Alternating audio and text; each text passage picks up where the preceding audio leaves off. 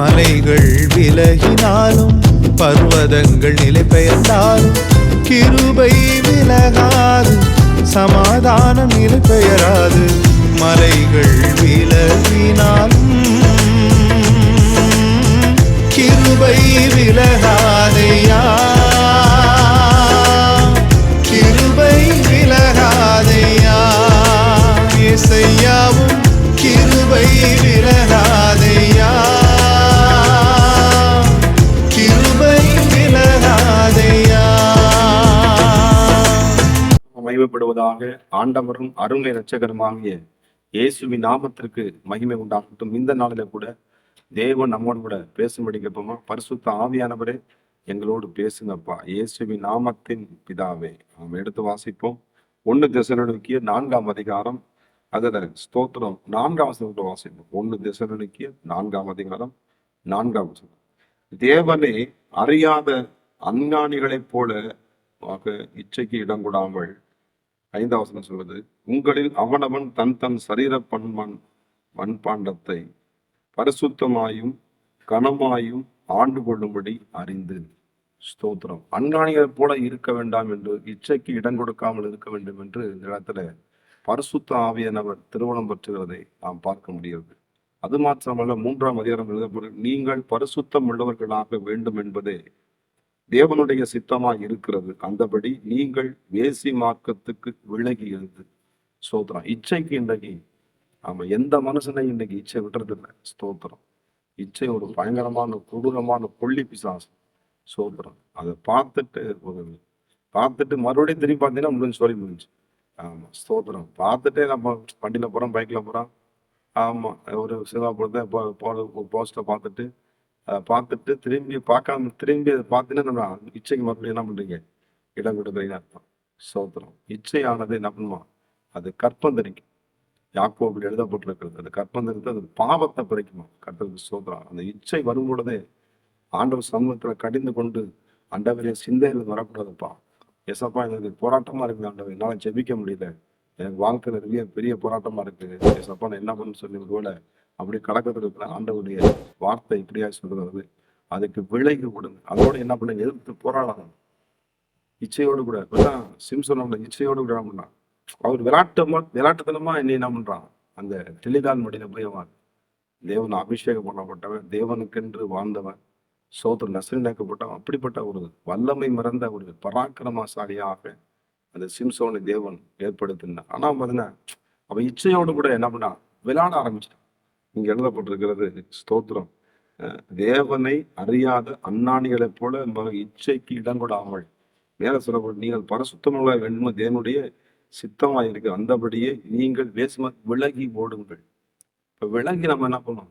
இவன் விலகி போகாம அதோட விளையாட்டுத்தனமா சில பேர் பாவத்தை நான் செய்ய மாட்டேன், அதோட பாவத்தை அதை என்ன பண்றேன்னு சொல்லி அதோட விளையாடுறது. அதோட விளையாடக்கூடாது. கர்த்தருக்கு ஸ்தோத்திரம். பாவத்துக்கு விலகி ஓடணும். ஆமா, பாவம் தான் செய்ய மாட்டேன், பாவம் இடத்துல அவன் கூட போயிட்டு அதை பண்ண சரி அவன் என்ன பண்ணுவான்? ஒரு பக்கம் ஒத்தி விட்டுருவான். ஸ்தோத்திரம். அப்புறம் வாழ்க்கை என்ன பண்ணு, சின்னவனமாகி மக்கள் இன்னைக்கு அப்படித்தான். இன்னைக்கு ரட்சிக்கப்பட்ட பிள்ளைங்க, இயேசு ஏற்றுக்கொண்ட பிள்ளைங்க, திருவிழா எடுத்த பிள்ளைங்க அந்த பாவத்தோடு கூட விளையாடுறது. ஸ்தோத்திரம். இச்சையோடு கூட விளையாடுறது. நான் விளையாட்டுக்குள்ளே செஞ்சேன், அப்படிதான் விளையாட்டுக்கு தான் என்ன பண்ண, அவன் அப்படி போய் இது பண்ணா கடைசியில் அது அவன் அப்படி என்ன அந்த தெளிவில் அப்படியே அந்த ரகசியத்தை கேட்டு வாங்கி அவனுடைய தலை சிறைக்கப்பட்டதை நம்ம பார்க்க முடியும். ஸ்தோத்திரம். மறுபடியும் அவன் எழுவு வந்தா அது வேற.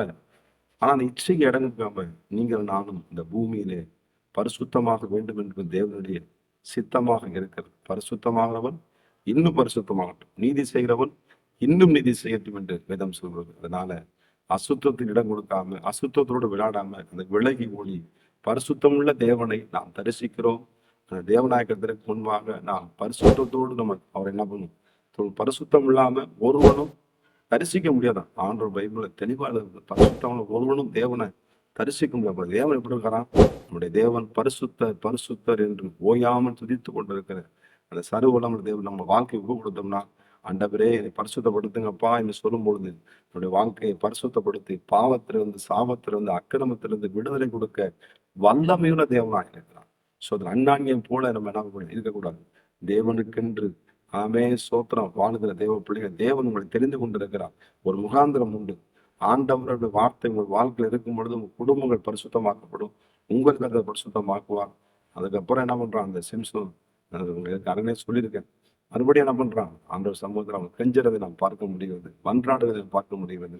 ஆண்டவர் இரக்கம் செய்கிற சர்வ வல்லமை தேவன். இச்சைக்கு இடம் கூடாமல், இச்சைக்கு விலகி ஓடுங்க. இச்சையோடு விளையாடாதீங்க, பாவத்தோடு விளையாடாதீங்க. ஸ்தோத்திரம். அது என்ன பண்ணும், அவனை விழுங்கி விடும். கர்த்தருக்கு ஸ்தோத்திரம். அதே போல அந்த கசப்பு விசுவாச கொண்டு வராங்க, உடனே அதை வெளியே வரணும்.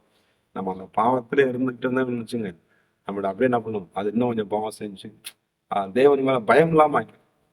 இஷ்டம் போல பாவம் செய்யும் நம்ம. ஆமா, பாவத்துக்கு அடுத்தது அக்கிரமம். அப்படியே ஸ்டெப்பா பண்ணுவோம். அப்ப என்ன சொல்றோம், தாவிது கூட நம்ம இச்சைக்கு இடம் கொடுத்தான். சோத்திரம். அவனுக்கு ஆண்ட எல்லாம் கொடுத்திருந்தாரு. அவன் பார்த்து எட்டி பார்க்கறது அங்கிட்டு. அப்படி நம்ம தேவனாய கர்த்தருக்கு பரிசுத்தமுள்ள பிள்ளைகளாக நாம் இருக்கணும். நிச்சயமாக பரிசுத்த ஆவியானவர் நம்மளை வழிநடத்தி நம்மை ஆசிரியத்து இந்த நித்தியத்துக்கு நேராக பரிசுத்த ஆவியை கொண்டு போவராக நம்ம ஜெபம். பரிசுத்த தேவனே, இந்த நாளுக்காக நன்றி. இந்த இச்சைகளுக்கு இடம் கொடுக்காமல் இச்சைகளுடைய சத்துருக்கள் நிறுவனமாக்கப்பட உடைய பிள்ளைகளுடைய வாழ்க்கையில ஒரு அற்புதங்களை கர்த்தர் செய்கிறான். பரிசுத்தமுள்ள ஒரு வாழ்வு வாழ தேவன் உதவி செய்ய முடியாது. இந்த எப்படியோ இனிமேல் பரிசுத்தமுள்ள வாழ்வணும், வாழ போகணும் என்று தீர்மானம் எடுக்கிற பிள்ளைகளுடைய வாழ்க்கையில ஒரு அற்புதம் இப்பொழுது நடக்கட்டும். இந்த பிள்ளைகளுக்கு உதவி செய்கிறார். இயேசுவின் நாமத்தின் பிதாவே, ஆமென். God bless you. கர்த்தர் உங்களை ஆசீர்வதிப்பாராக. எனக்கு விரோதமாய் எழும்பும் ஆயுதம் வாய்க்காதே போகும் என்று வாக்களித்தீர். எனக்கு விரோதமாய் நியாயத்தில் எழும்பும் நாவை, எனக்கு விரோதமாய் நியாயத்தில் எழும்பும் நாவை குற்றப்படும்